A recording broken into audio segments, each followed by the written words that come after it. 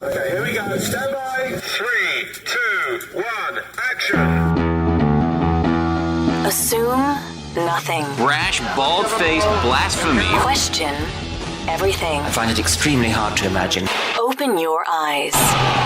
It is quite all right to be an atheist. The fastest growing group of people in the country has been measured as being those who have no belief or who are atheists. You don't have to be apologetic or quiet about it. Challenge the opposition. You see religion on 100 fronts losing the argument.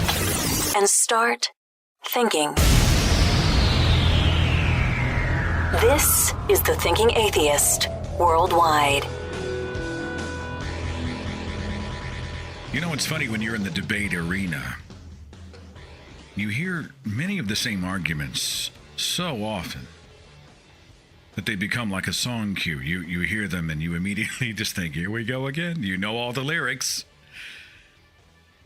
When I was speaking at the Oklahoma Free Thought Convention, I actually did a long rundown of the most frequent, the most popular, the most commonly heard arguments that we hear from the religious. By the way, that video is online if you want to see it on my YouTube page. Just type in free OK2. And the name of the speech was called Scrabble on the Space Station.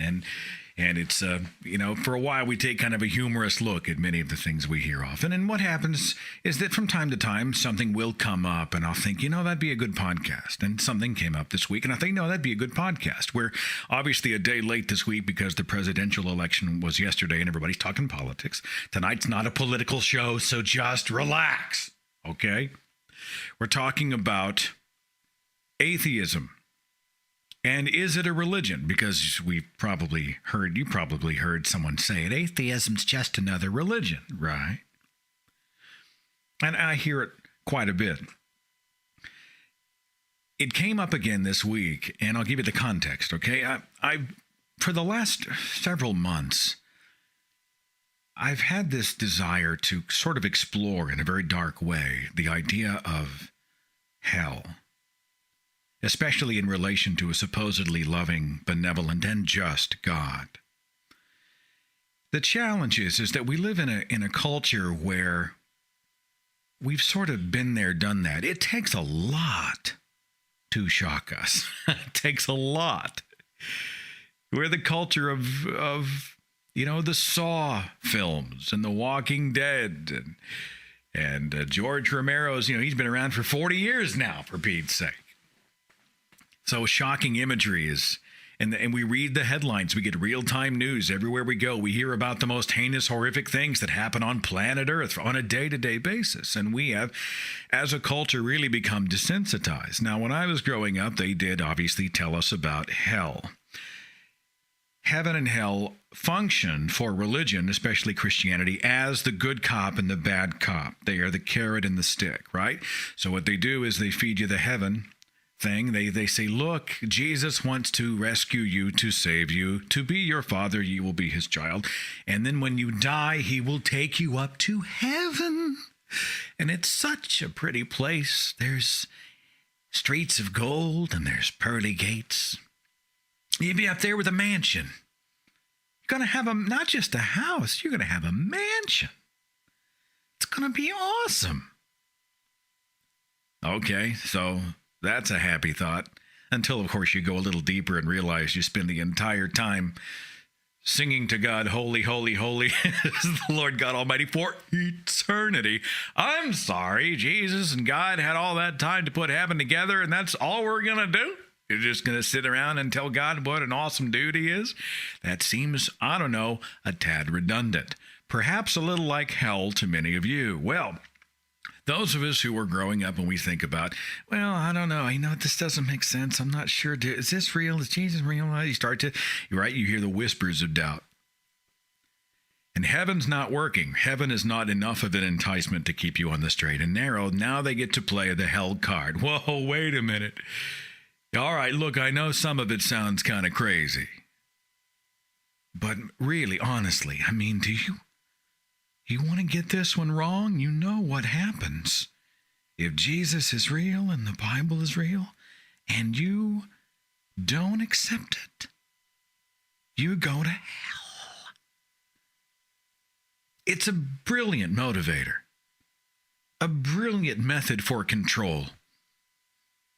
Keep people from asking questions, make them afraid. But when we speak about hell, and as I was growing up, even though we were scared of hell, it's a literal place, a lake of fire. You will go and you will be in torment forever. We get that. But do we really get it? Do we really get it? Man, I don't want to go to hell. It'll be painful. It'll be forever. But do we get it? Do we really see and hear and taste and touch and smell the concept of a place where there is unbelievable, unimaginable, unspeakable agony, burning alive forever? And for a while I thought, I'd like to do a darker piece that for just a few seconds, as best as I can, transports you to at least a version of hell, something horrific,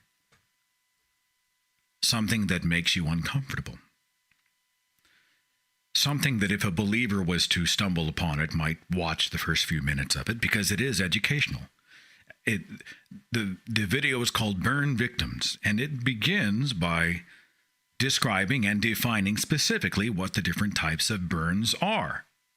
First, second, third, and yes, there is a fourth degree burn. And I've vetted this information with many in the medical community to make sure that my facts were solid. And then I tie it into the larger question after you have been absolutely confronted with these horrific burn injuries. And I made a conscious effort to show some of the worst I could find. It's horrible. It hurt my heart putting this thing together. Those of you who know me and have followed this community for the last 3-some years, you already know I'm a teddy bear. I am a softie. I'm a romantic. I'd like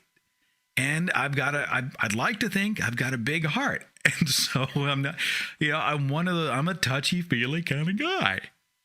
And here I am for off and on for a series of days, putting it together. And of course, because you're keyframing and doing transitions and all these things in the video editing room that you do, what do you see in a few seconds? Sometimes it takes, depending on what the effect is, hours to put together. And so these images are up right there on the monitor. And it hurts.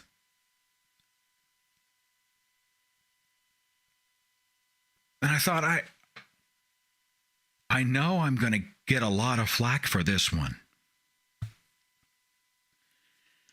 But I continued to talk myself out of quitting on the project, honestly, because I think it should horrify us. And I don't mean, hell is a bad place. Hell is a lake of fire and you don't want to go there. I've met people who just make up their own batshit version of hell out of thin air. They supposedly are Bible-believing Christians. And so you come to them and you say, how can a just God dole out the disproportional, eternal torture of hell? Well, I don't believe in a literal hell. I hear this all the time. I don't believe in literal hell. Haven't you read the book of Matthew? Depart from me, you who are cursed, into eternal or everlasting fire. Well, I don't believe God would do that. It's written right there. You believe the Bible? I believe the Bible, but I just don't believe that God would. I believe that hell is a place of just separation from God. It's not actual literal fire. It's not fire. It's a place just where that's the worst place to be, is if you're not in the presence of God. You're separated for eternity. That's the hell. That's almost verbatim an exact conversation I had a long time ago. So here I am, I'm thinking, this person stands on the Bible, but they, what? They just decided to pull their own interpretation of hell right out of their ass? How does that happen? I've had people tell me, hell is different for everyone. Someone who has been a child murderer will have a certain type of hell. Someone who has lived a good life but just didn't accept Jesus, well, he'll go to this hell, which is a little more benign and perhaps temporary. Hell is a dark, depressed place. Hell is the grave. You just die, and instead of getting heaven, you rot in the ground. Life is over. They just make these definitions up as it suits them. And you can understand why, because if you stop and think about hell, really think about it, you cannot reconcile eternal, fiery, hideous, unimaginable torment with a just God. I'm not even talking about a loving God, a just God. Infinite punishment, infinite agony for a finite crime. How in this desensitized culture would one communicate that? My tactic was to pull out all the stops and show some of the most visceral and disturbing imagery out there, related specifically to burn victims, to give the viewer, for just a second, a moment of extreme discomfort, where if they see someone who's got a burn on their arm, they're holding their arm. They've got the sympathy pain going on. They're revolted. They blanch when they see something that just fills them with dread. They can't even process it. It rattles them.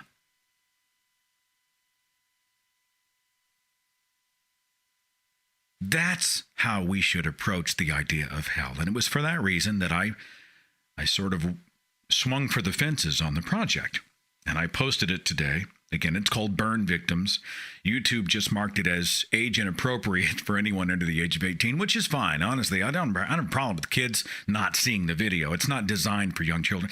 I disagree with the teaching of hell to young children, but at the same time, I also believe that young eyes and young minds should be protected from some content, and this is pretty heavy stuff. I get that. Sure, many of those young minnows are on mission trips right now, extolling and promoting to the unwashed the very God that created the hell we're talking about. But all right, we'll let the young kids off the hook for this particular video. You got to be, 18? You got to have a YouTube account. For some reason, I think there's an age restriction on it. That's fine. But that doesn't surprise me. What surprised me was the amount of people who said, by doing this, by taking this tack, by being so over the top, you are no better than the religious. I don't know why it surprised me, because I've heard it since I began the Thinking Atheist. Go back in time with me. It was 2009. My first video posted in May, I think. There weren't a lot of videos out there that were atheist in nature, that incorporated many of the storytelling tools that video producers use. I do this for a living and have for a long time. I'm a storyteller.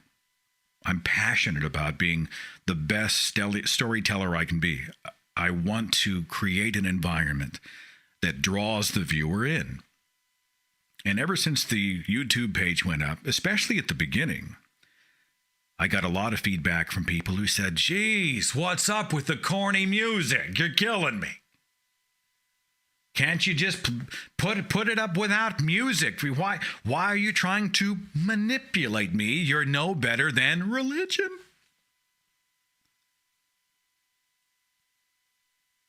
Why did you do this in the editing room? Why did you create this effect? Why did you light it this way?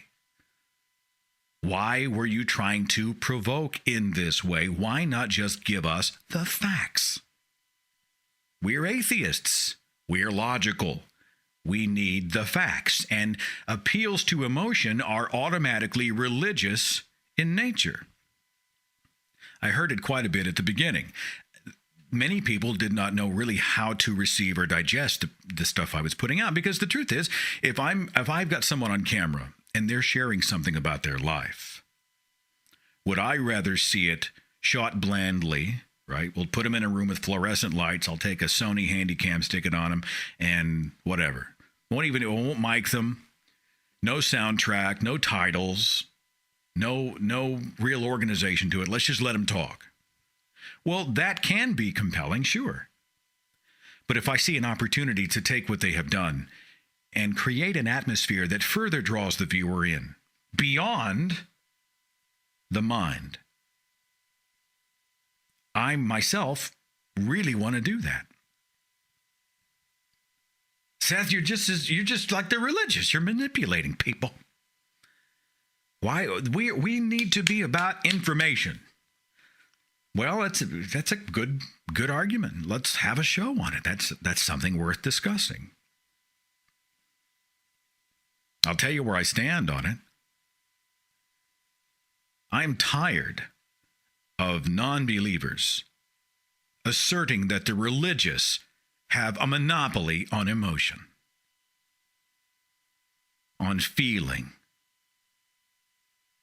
creating empathy, connection beyond the cerebral. Why did we allow religion to just grab it and run and claim ownership of the things that resonate with us beyond the mind and into the heart? Are we not multidimensional beings? Not literally, but are we not multi-layered people? Now, the difference is that the religious will often start with emotion, and then they build upon that. Emotion provides much of the foundation, right? It's a house of cards, destined to fall. That's not what I'm talking about, and that's not what this type of material does. What about taking solid information? And I stand by the information in the video today. What about taking something that is solid, verifiable? You can read the chapter in the book of Matthew about hell. You can read the entire book. You can go and speak to a physician about, you can maybe give me better information. I welcome scrutiny. The information is largely solid and accurate. What about presenting that in a way that then builds on the facts, on the information to resonate with you beyond your head, but to make you feel something?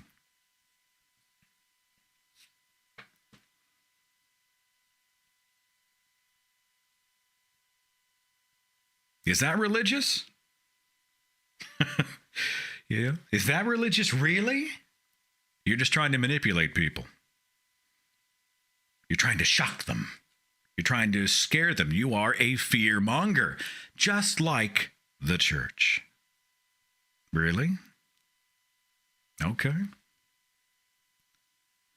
I have other people say that atheism is a religion because of other things that in some ways reflect what the church does. And again, I have to ask the question, when did we give the church ownership of, say, gathering as a community?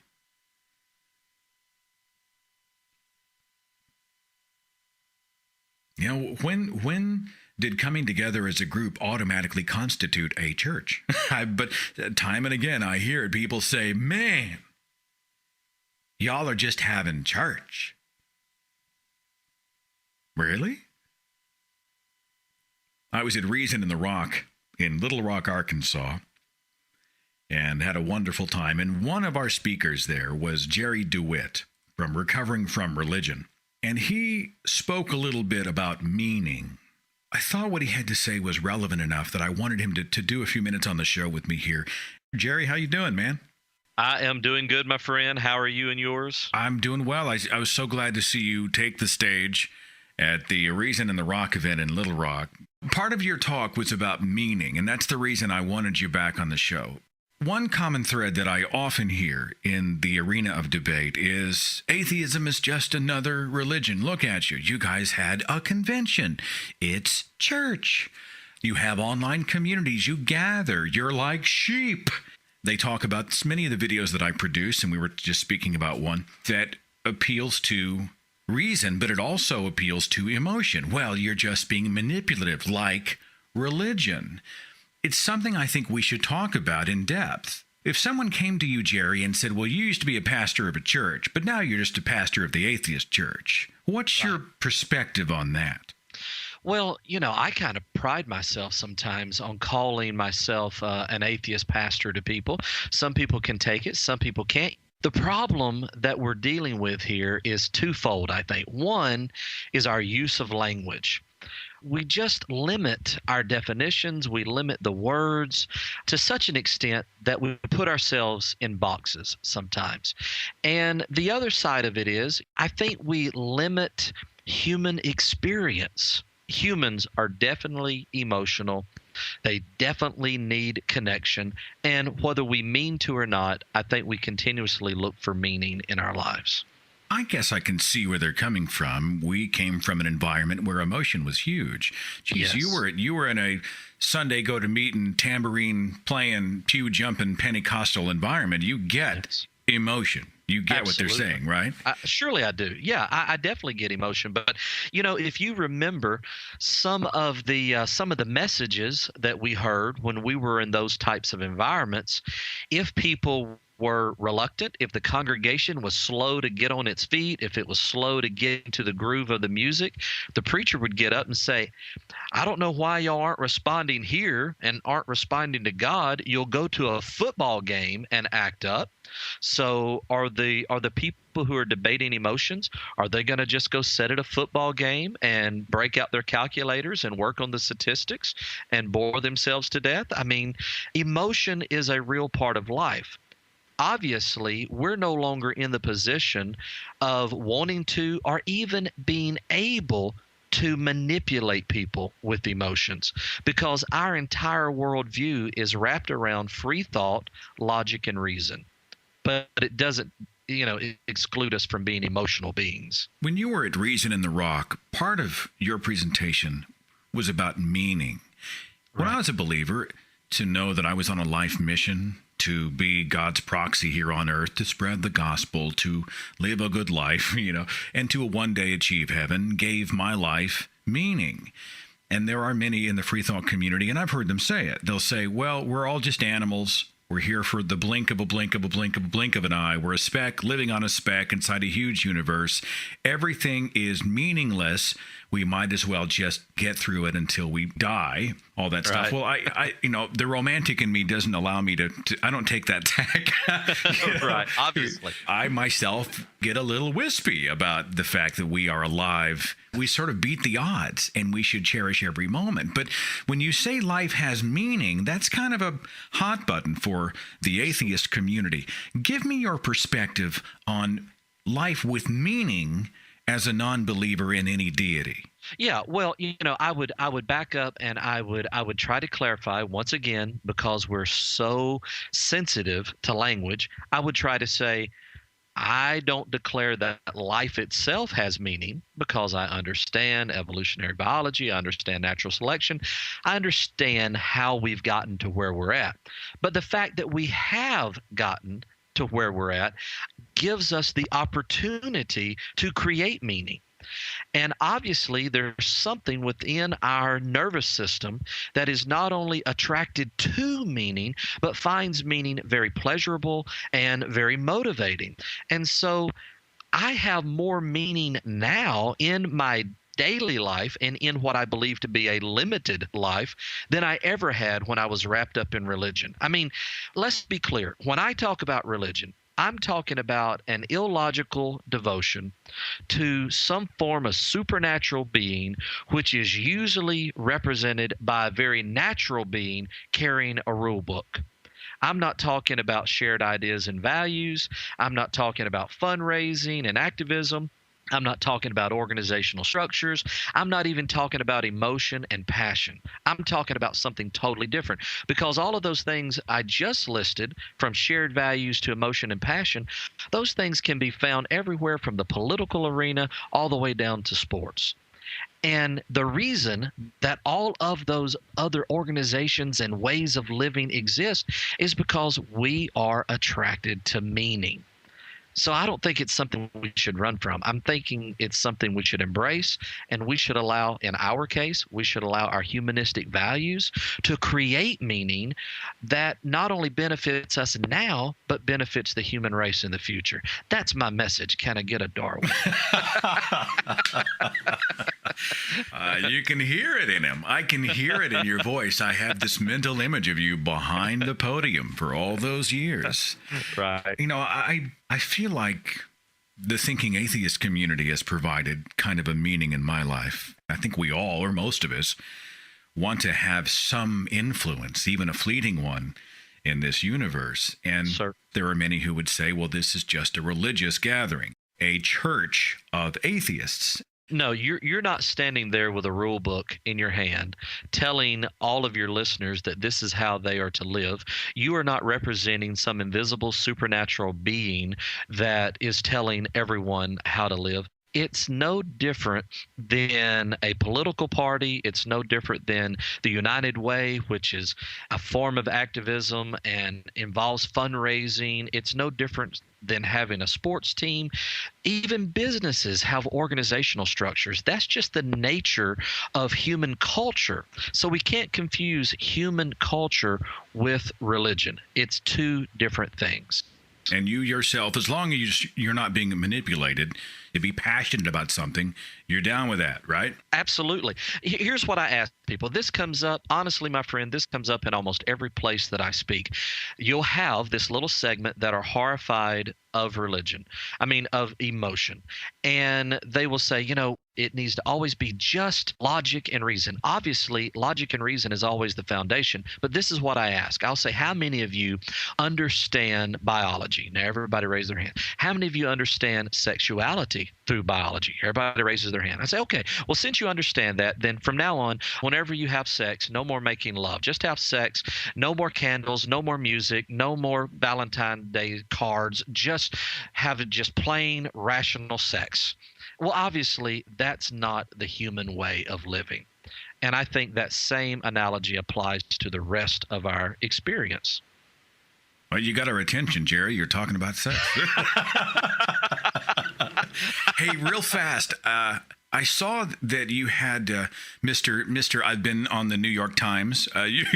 You've got a book that you're releasing in. When's it coming out? Is it in the summer of 2013? Yeah, it comes out June. Yeah, June of 2013. Yeah, can you believe that? Everybody, I did not bring Jerry on. We are not in collusion to sell his book, but I'm a believer. I'm a believer that people who were heavily involved in religion are now becoming some of the most powerful ambassadors for reason on this planet. And I see Teresa McBain, and I see Matt Dillahunty, and I see you out there loving people and not beating them over the head with insults and calling them all sorts of names and dividing. You're trying to build bridges and say, look, I've been there, I've lived it. And I think your story is hugely important. And if it's coming out in a book, is it biographical or what is it? Yeah, it's a memoir. And what it does is you follow me as the reader. You follow me from, well, of course, you have to bring in your childhood to lay out a little bit of a foundation of who makes you who. But you follow me through my entire religious journey. You're with me. You're sitting there with me as I walk through every phase of my religious experience. You're going to know me inside and out, whether you want to or not. And I'm going to tell you, my hope is that the believer who thinks that all of us who are now professing to no longer believe, for that particular type of believer, for them to see we really did believe. We really were in the trenches with them. And this whole idea of, well, I'm not religious, I'm spiritual. It's not religion, it's relationship. As I tweeted yesterday, I was preaching relationship before relationship was cool. And, people who read the book are going to find out that people in the secular community really do understand where these people are coming from. And there are very legitimate reasons why we're not there anymore. What's it called? And what is it, like a website? I'm going to bookmark something. So what is it? You can actually go to hopeafterfaith.com. One word, hopeafterfaith.com. And that is the name of the book. And if somebody gets really excited, they can show their support by going to Amazon and pre-ordering. It's already out there. Thanks for your perspective on a controversial subject today. And we'll talk soon. And best wishes with the book, okay? Thank you, my friend. Love you much. I had an analogy, and I use this from time to time. It's interesting to be in this particular age when the new atheism, I guess, what they're calling it, there's sort of a rise of free thought. It's a slow rise, but it's happening here in the United States, where I hear from people in Europe who are going, what the hell are you guys doing over there in the States? They look at you, they look at politics. You got a Mormon who may be a leader. They see the unbelievable influence of religion in everything beyond politics, but in everything. It just bleeds into everything.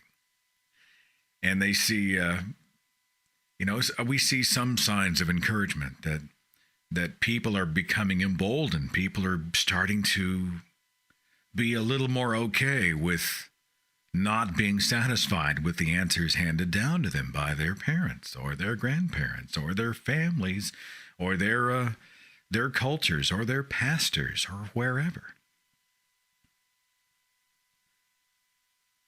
You see books by Hitchens and Dawkins and Sam Harris on the bestseller lists. You see us in the news more often. I mean, we had the Reason Rally made world headlines. People are talking about non-belief. Say what you will about him, but Silverman and his folks at the American Atheists, they are stirring the pot of discussion with the controversial billboards that they put around in all these strategic places to get people talking. To remind people and to assure people maybe who are in the shadows, who are struggling with doubt, that it's not crazy to ask these questions. And there are others out there who are and continue to ask them. And there are many who walked away from religion altogether. They got past the fear. They got past all this stuff. And as I see this tide starting to swell a little bit, and we have so far to go, don't get me wrong, the United States of America has a huge religious influence. There's no escaping it. I wrote once that I live in Oklahoma. In Oklahoma, you have tornadoes and churches, and the tornadoes are easier to escape. That is exactly how it is.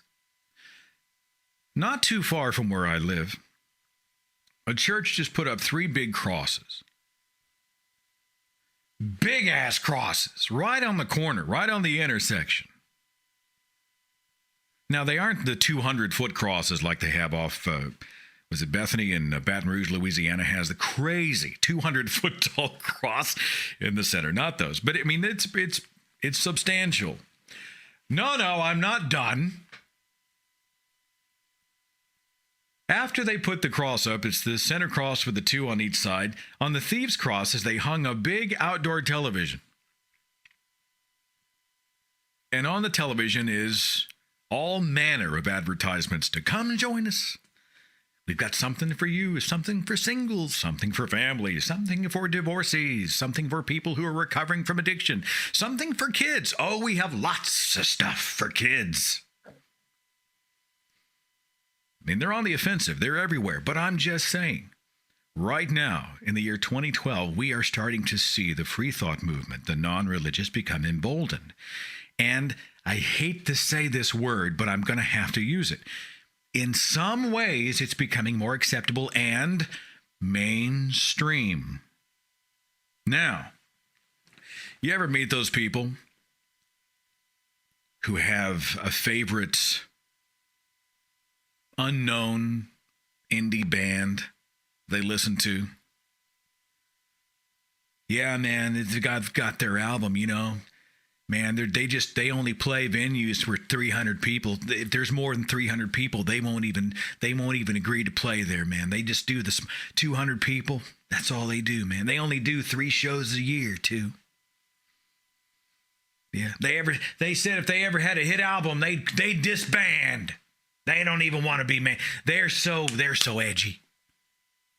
That's my band right there. And you know what? If they ever have a hit album, you know what? I'll never listen to them again.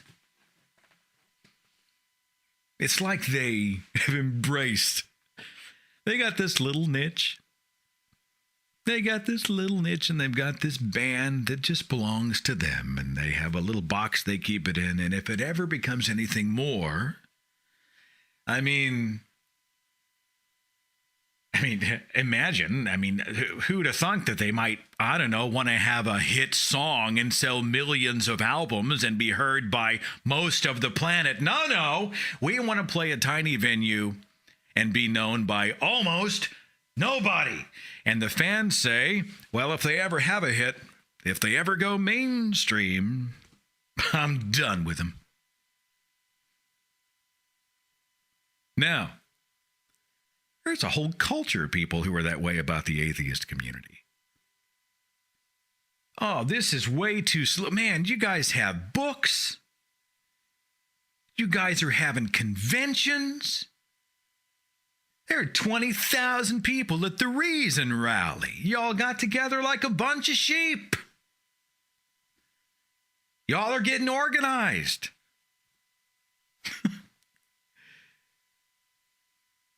You've got this, you've got that. You're too polished. You're just too slick. You've sold out. I'm not a fan anymore. You are too mainstream. And then, of course, they'll color that by saying, you're just like the religious. What kind of jacked up backward thinking is this? Why in the world would you not be rooting for any and every opportunity for non-belief, for the challenge to superstitious thinking, to the challenge to parents who are indoctrinating their children or threatening the vulnerable and impressionable with hell, eternal hell, ruining lives, many people's lives absolutely shattered by religion? Why in the world would you want to keep it in your hip pocket and make it so niche that only you and a select few others get to participate in it? Why would you not want to make it as palatable? To make the bullhorn as loud as you could make it, to make the TV screen as loud as you could make it, you know, why in the world would you want to, why would you want to hide it? Oh, you just want to keep it for yourself. It makes you feel special. It makes you feel like you are unique. You are edgy. You are the hipster. It's pathetic. When I put a message out, when you put a message out, when anybody puts a message out, we should be saying, how do I make this as accessible as I can for my audience? How do I get this in front of as many eyes as possible? How do I play this for as many ears as possible? How do we cast the biggest net? Little biblical reference for you there, people. How do we cast the largest net we can possibly cast? You have an opportunity for 5 people to hear your challenge of superstitious thinking, or 500 or 5,000. Well, I'll take the 5,000. If possible, if I can be effective in that way. There are many people, I honestly believe, who hinder the free thought movement because where it once was, it was rebellious. It was their way of sort of acting out their rebellion. They're different. They're niche. They're against the system. They're sticking it to the man.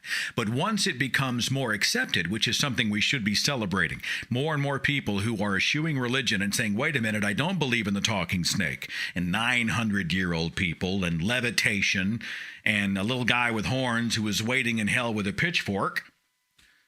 But instead, I am going to go on a quest for the truth and take that road wherever it leads me. Instead of getting excited about it, we say, oh man, that's just too, you know what? They're mainstream now. They're just like the church. They're religious. That's pathetic. There are times when 1-on-1, 2-on-2, 10-on-10 it's the kind of, there is a time when, you know, a smaller approach, a more personal approach is obviously going to be necessary and most appropriate. But in 5 years, I want to see free thought authors dominating the bestseller lists. I want to see statistics that show millions of people reading about science, falling in love with science and critical thinking. I fell in love with science when I was 37. We used to make fun of Carl Sagan and Cosmos. When I was a kid, I think the original Cosmos on PBS aired in 1980. And, you know, it was obviously we were all doing the billions and billions and blah, blah, blah. But the truth is that it was pretty amazing science. Now, I'm watching it in the middle of a religious household. And so what happens is that every time he says something about evolution, right, or the dinosaurs or us being millions of years old or whatever. Anyway, there was always someone there to kind of counter it. Well, you know, he's deceived. You know, the Bible's got the truth. That's not accurate. Just ignore that part. I'm surprised they let us watch it to begin with. I'm in my 30s. Carl Sagan's already gone. He's already dead. And I really discovered him for the first time. I fell in love with Cosmos and with his writings and his talk about a storyteller. You think Carl Sagan sat around under white hot fluorescent lights and tried to be as banal as he could, to be as sterile and dry as he could? No, he wanted to compel people. And if you watch Cosmos, if you watch the Science Channel, if you watch Planet Earth on Discovery, there's another great series called The Trials of Life with Sir David Attenborough. If you watch Nova, you watch any of these fact-based productions, they use music and editing and 3D graphics and expensive and elaborate storytelling tools to make it even more palatable. It's based on solid facts, but they've taken it to a whole nother level. That is what we need, as much of as we can get anyway. That's my own take. And maybe that's my own bias as a producer. Maybe I'm a video producer, and so maybe I've got a soft spot for that kind of thing. Maybe I'm trying to justify my own tactics. It's possible. It's possible. I had a guy in the chat room just talk about Bill Nye the Science Guy. Geez, if I was a kid and I had a chance to discover science with the average burned out tenured high school science teacher or Bill Nye the Science Guy, which one would you? I would take Bill Nye the Science Guy. He had all sorts of groovy stuff. He did whatever it took to make it as palatable and as interesting and as entertaining and as compelling as he could. Oh, it wasn't church either, even though the church uses music and editing and all these other things. Doesn't even fit the definition of a religion, does it? I looked it up. Merriam-Webster says a religion is this: the service and worship of God or the supernatural, commitment or devotion to religious faith or observance, a personal set or institutionalized system of religious attitudes, beliefs, or practices. It also says scrupulous conformity.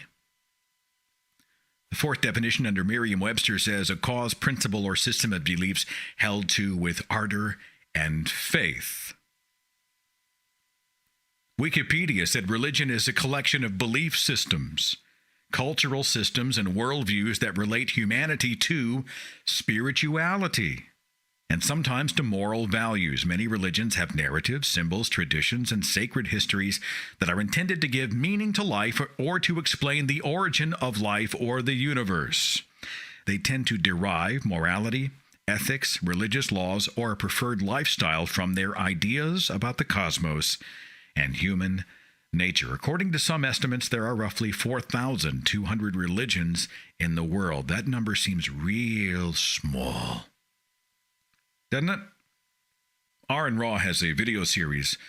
I think there's 15 chapters, The Foundational Falsehoods of Creationism.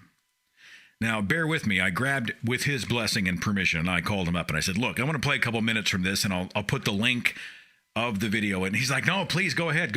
He's done a series addressing the falsehoods of creationism, the claims made by creationists. And he was dealing mostly with the belief in evolution is a religion, but he also tied in atheist, non-belief, and science to religion. Now, he's really moving. He's covered a lot of material in this little clip here. And again, the whole video will be linkable in the description box. I'll have Foundational Falsehoods Chapter 5 so that you can watch the whole thing. But here's the clip that I grabbed. And so we have the fifth in our series of fundamental falsehoods of creationism, the persistent insistence that perspectives opposed to faith and religion somehow still require faith as religion. A religion is not just any old thing you happen to believe, and it's not just anything you believe strongly either. Every belief system which is commonly accepted as a religion by both its adherents and its critics is a doctrine of ritual traditions, ceremonies, mythology, and the associated dogma of faith-based belief systems, which all include the idea that some element of self, be it a soul or portion of consciousness or memories, etc., may in some sense continue beyond the death of the physical being. This applies to every religion and only to religion, but doesn't apply to evolution or atheists either, unless they happen to be druids or shaman or one of those other religions which don't happen to include gods. Some Buddhists believe in a god and some don't. Some traditional Chinese beliefs are the same way. Not all religions have creative deities, but every religion must propose something paranormal, beyond tangible existence, which they believe we'll experience after we die. You can't posit something like that without faith, and if you don't have faith, you can't have religion. And when creationists complain about atheists, they're not talking about Buddhists or shaman. They're referring to material, empirical rationalists, people they know don't have any faith in anything supernatural at all, which only makes their lie that much more brazen. According to a consensus of every authoritative or definitive source available anywhere, including theologians, dictionaries, scriptures, hymns, sermons, everything, faith can be accurately defined as a complete and unwavering conviction, a positive belief which is not dependent on evidence and will not change because of evidence. There's a whole lot more. It's like a 10-minute piece. And again, his narration really moves. He's covering a lot of material in that piece, but it's certainly worth watching. The entire series is really quite good. But a religion, what? It indicates a posthumous existence, that your life goes on after you die. And whether it's a deity that you worship or a spiritual plane or long dead ancestors or any of that stuff, we're talking about there's a spiritual component to religion that is absent for the atheist. We are non-believers. We don't believe in an afterlife. We don't believe there's a spiritual membrane all around the planet that we can tap into. All living beings constituting a force, or what have you. We're not a religion. What I normally tell people is this: atheism is not a religion, it is a response. Stop and think about religion itself, Christianity, Catholicism, Eastern religions, Islam, whatever. What you and I do in the free thought community would not need to exist if religion wasn't always on the offense.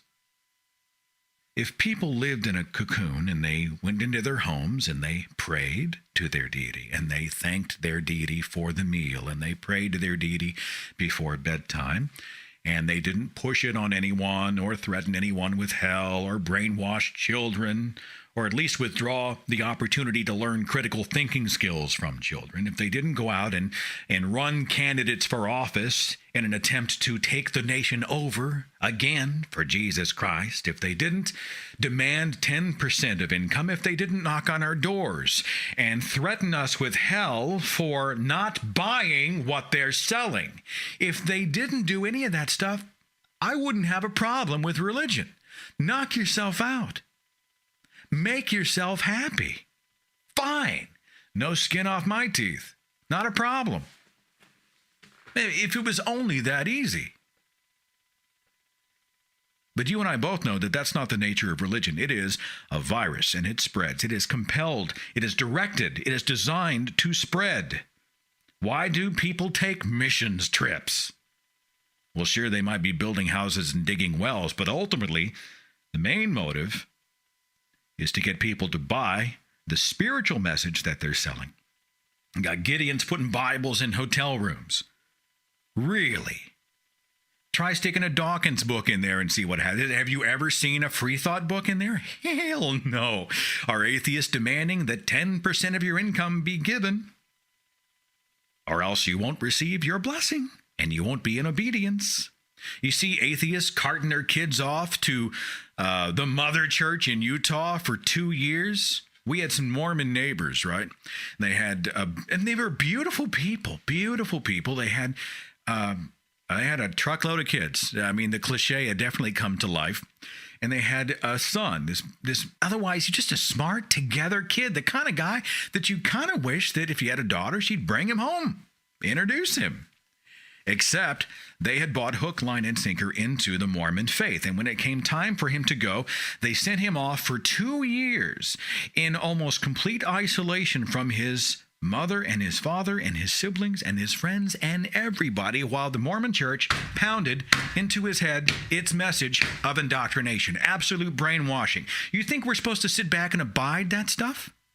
Because now he's going to go out and he has a family of his own, and he gives his children the exact same lack of choices when it comes to religion. I get letters from people who have nightmares still, even as atheists, about hell. The video I produced, Burn Victims, is reflective of what they perhaps dreamed about. Scarred them intellectually, emotionally. They're still recovering. Atheism's not a religion, it's a response. Just because you and I have decided after, I don't know, thousands of years that we're no longer going to sit around with our mouth buttoned, rocking back and forth in the corner while you have carte blanche to be as vocal as you want. Just because we finally now have the scientific evidence that we can present to you in many forms to completely debunk your history, your science, your allegations of the supernatural, all the bullshit that you've been literally feeding all of us, we can debunk it, and quickly. The age of the internet has made all of this information no longer the domain of just the PhD and the professor and someone who's locked in a lecture hall somewhere. We all get to participate. We all can track, we can verify exactly what you are saying. We can find out whether or not you are full of crap. And I know it's inconvenient for the religious to finally, after all this time where they've met nothing but silence, right? They've met nothing but silence.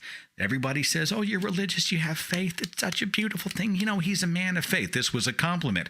Now they are starting to meet people like you and me who no longer believe that being a person of faith is something you should say as a compliment. I'm sorry, you believe it without evidence? Really? Well, wait a minute. Wait, I need some evidence.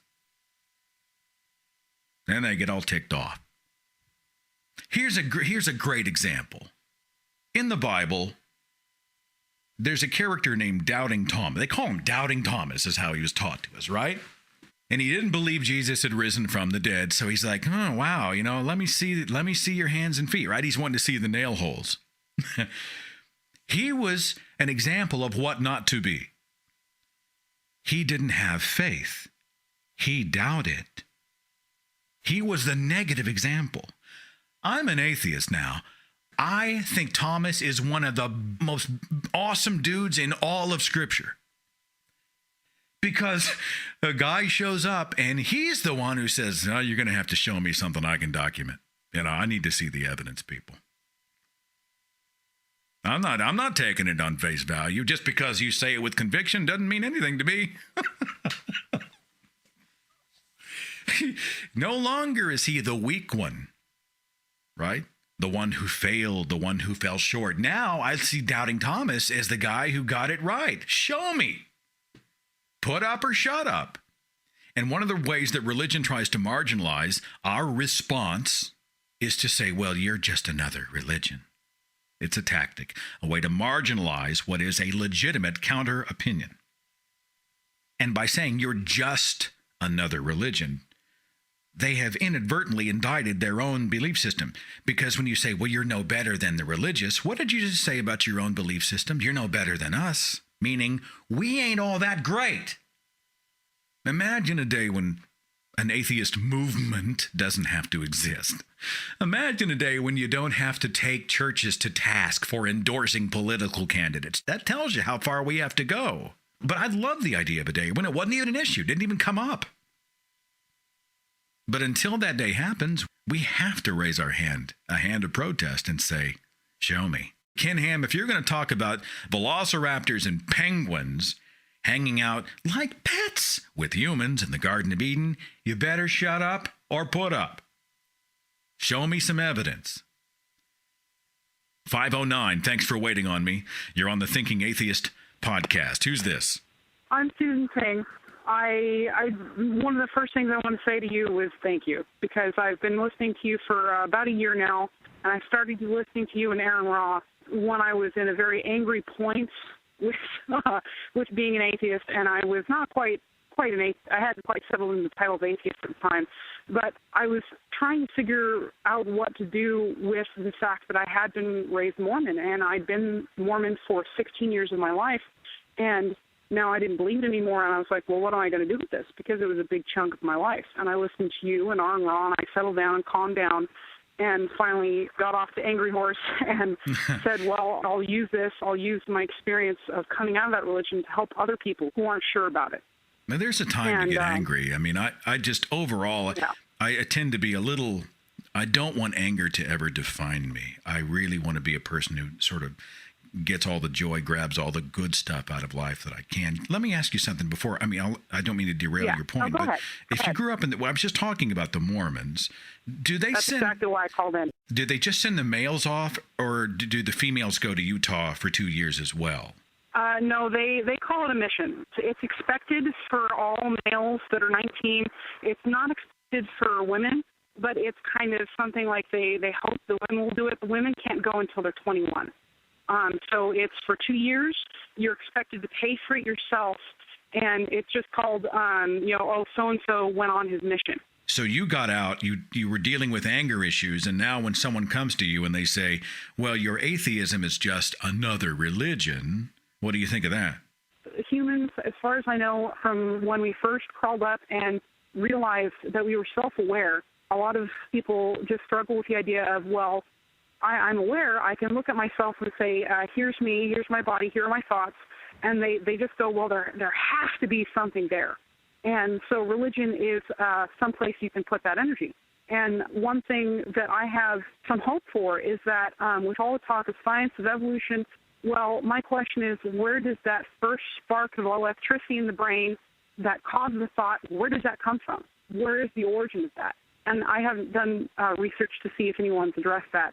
But that's my hope, that there is something else beyond. But in the meantime, I'm just going to focus on what I can see, on what I can hold on, what I can prove. And the last thing, I don't want to take up too much more of your time, is that whole argument of, well, why are you putting the music in this video? I watched the video, by the way. I think it's really good. And I just sit on it for a little bit to decide. But the whole argument that don't pull my heartstrings, that's exactly what the religious people do.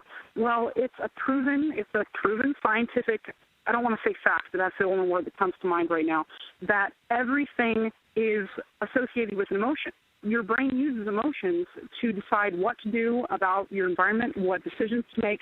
And so you literally cannot do anything in your life without having some level of emotion assigned to it. I mean, they did CAT scans with people. They gave them nonsense syllables and discovered that even nonsense syllables, something that it doesn't sound like any language you've ever heard or anything, that's assigned an emotion. So you can't come to me or to anyone and say, well, it's not fair to pull on my heartstrings, it's not fair to use music or production or anything to make me feel an emotion about this, because you're already feeling an emotion about it. I'm so grateful that you listen and that the shows have provided some encouragement, and I'm glad that you are an ex-Mormon instead of a Mormon. Oh, I am vehemently an ex-Mormon. I am absolutely thrilled that Romney did not get the presidency. Yeah, you know that Sunday church service would have been something special. Thanks for the call. I got to move on to a couple others on the switchboard, but you take care of yourself. Yeah, you too. All right, bye-bye. Let's see. I've got a 786. Hi, you're on the Thinking Atheist podcast. Who's this? Hi, it's Gabby. Gabby, you're on the air. Let's talk. What do you think? Well, it's interesting, the topic that you guys were talking about, because I posted a picture on Facebook a couple of days ago regarding hell. I grew up Christian, and I've recently come to terms with the fact that I don't believe anymore. But it was this graphic that explained how, the way the Bible puts it, hell is not as hot as heaven would be. So biblically, the way heaven is described, when you look at the science, I'm gonna read to you what it says right now. It says, the temperature of heaven as described in the Bible. Moreover, the light of the moon shall be as the light of the sun, and the light of the sun shall be sevenfold as the light of 7 days. That is Isaiah 30, verse 26. It says, "Thus heaven receives from the moon as much radiation as the earth does from the sun, and in addition, 7 times 7, which is 49 times as much as the earth does from the sun, or 50 times in all." Using the Steven-Boltzmann fourth power law for radiation, H divided by E to the fourth power equals 50, where E is the absolute temperature of the earth. This gives H the absolute temperature of heaven as 798 K. The temperature of hell described in the Bible is, "But the fearful and unbelieving shall have their part in the lake which burneth with fire and brimstone," which is in Revelation 21, verse 8. And it says a lake of molten brimstone means that its temperature must be at or below boiling point, which is 444.9 Celsius. The temperature of heaven is 525 Celsius, but the temperature of hell is 445. Heaven for the climate and hell for the company. I've heard that one and thought it was quite clever. Yeah. So. Hey, thank you for the call. No problem. All right, you take care of yourself. There's a website called Debunking Atheists. I'm just throwing this out to make you a little crazy because this is the type of stuff that any of us who are out there and who are discussing religion with the religious have to hear. Here's what the blog says. It was dated July the 1st, 2010. Part of the blog says this. It says, "Atheism is a religion." I know that some have made that statement without much evidence, and I know atheists themselves heatedly deny it. I've heard their rejoinders. If atheism is a religion, then not playing baseball is a sport. Or atheism is to religion what bald is to a hair color. Clever. I guess I don't blame them for denying it, but denying something doesn't prove it is not there. A religion doesn't have to posit a God who must be identified or worshipped. Some religions are polytheistic, some monotheistic, some non-theistic, like Buddhism. I'd say that the new atheists and their religion are anti-theistic, but their atheism is religious nonetheless. And he lists these points. They have their own worldview, materialism, the view that the material world is all there is. They have their own orthodoxy, a set of beliefs acceptable to a faith community. They have their own brand of apostasy. They have their own prophets like Nietzsche, Russell, Lenin, Marx. Really? They have their own Messiah. He is, of course, Charles Darwin. Are you serious? They have their own preachers and evangelists, Dawkins, Dennett, Harris, and Hitchens. They have faith. That's right, faith, he says. They would have you believe the opposite. Their writings ridicule faith, condemn faith. Harris's book is called The End of Faith. But theirs is a faith-based enterprise. The existence of God cannot be proven or disproven. To deny it takes faith. I hate that argument so much. You can't disprove he exists. Yeah, my response is always this. Well, you can't disprove that there's not a giant purple plush monkey suction cup to the back of one of Jupiter's moons either, but it doesn't mean that the evidence adds up to there being one there, does it? I continue. The paragraph says, evolution has no explanation for why our universe is orderly, predictable, measurable. In fact, atheistic evolutionary theory has no rational explanation for why there is such a thing as rational explanation. There is no accounting for the things they hope you won't ask. Why do we have self-awareness? What makes us conscious? From what source is there a universal sense of right and wrong, which you've also heard as, where does your morality come from? They take such unexplained things by faith. Area code 417. Thanks for waiting. You're on the Thinking Atheist podcast. Who's this? Hey, Seth. It's Patty, the one that sent you the email earlier today. Now, let me set about this your up. Video. When I release burn victims, I have received a few messages from people who have been burned and who have been through the process of recovering from very serious burn injuries. And I will say that each one who has contacted me has said, thank you. I think this is an important message. I think yours was one of the most relevant, and I asked you to call the show, and I'm glad you got through. You were a burn victim. Can you set that up for me? I prefer burn survivor. Thank you. Burn survivor. Yes. Burned back in 98, over 86% of my body, 65% of which was third degree. And it was quite a process of healing and so forth. 4 months in ICU, 2 months in a coma, and, of course, physical therapy for several years after that. but life is fabulous now. Things are good. And the little footnote I put on the email was that was the experience that helped me turn my back on religion, if you will. Found no need for it. I don't want to dwell on the injury, but I do want to talk about the implications of a serious burn, a third-degree burn, a shattering, life-altering. This is not hyperbole. I mean, we're talking about unimaginable, intense pain. You have been there. You have lived it. Oh, yes, I have. And as you talk to people about hell, does your experience as a burn survivor color how you relate hell to other people and how you sort of perceive hell yourself? Does it change the tempo of the conversation? Not really. The first time I ever really put it together was when I watched your video this morning. After all you've been through, really? Yeah, because I was actually a Christian Scientist before becoming an atheist, and so hell wasn't a part of my experience anyway. If you had been a Christian Scientist and been horrifically burned, they would have done nothing, right, except for prayer, or what? Well, not in my family. We were kind of the lukewarm Christian Scientists, I guess you could say. Raising 2 kids, it was very obvious that if it were needed, yes, we would have sought medical attention. When the burn occurred, it was, ICU and burn surgeons and everything immediately. Tell me what you think about it, about hell. It's absolutely unimaginable. I don't know how a sentient being can even contemplate such a thing. That, to me, is nothing but a scare tactic and a control method by the religious. Keep everybody in check. Well, Patty, when you say that your experience helped to sort of release you from superstition, can you go deeper for me? I mean, what was going on in your head? Did you look at your circumstances and see that it was the physicians and your own wherewithal that were providing the recovery, or was it something else? Actually, it was quite fascinating. When I woke up out of the coma, things were a little fuzzy for a week or so, before I could get myself together.